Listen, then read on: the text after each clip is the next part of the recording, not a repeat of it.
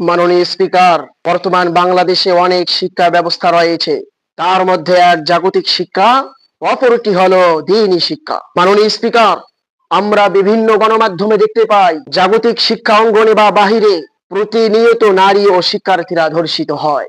মাননীয় স্পিকার, কিন্তু ক্ষমতার দাপটের কারণে, টাকার কারণে ওই ধর্ষককে বাংলাদেশের মিডিয়াগুলো হাইলাইট করে না। মাননীয় স্পিকার, বড় দুঃখের সাথে আজ বলতে হয়, আলেম সমাজ কেউ ধর্ষক হলে বাংলাদেশের এই হলুদ মিডিয়াগুলো সেটাকে বাংলাদেশের সোশ্যাল মিডিয়ায় হাইলাইট করে কেন? মাননীয় স্পিকার, বাংলাদেশের মিডিয়াগুলো সত্য মিথ্যা জাস্টিফাই না করে আলেম ওলামার উপর মিথ্যা অপবাদ দিয়ে তাদের গুলোকে বাংলাদেশ মিডিয়া হাইলাইট করে কেন? এর জবাব চাই। মাননীয় স্পিকার, মাদ্রাসা পড়ুয়া কি এদেশের নাগরিক নয়? এদেশে কি তাদের বেঁচে থাকার অধিকার নেই? কেন বাংলাদেশের আলেম ওলামার উপর মিথ্যা অপবাদ দিয়ে তাদের উপর জুলুম নির্যাতন করে তাদের বিরুদ্ধে মিডিয়াগুলো এই মিথ্যা অপবাদ ছড়িয়ে জাতির সামনে আলেম ওলামাদেরকে কলঙ্কিত করে কেন? মাননীয় স্পিকার, এর জবাব চাই।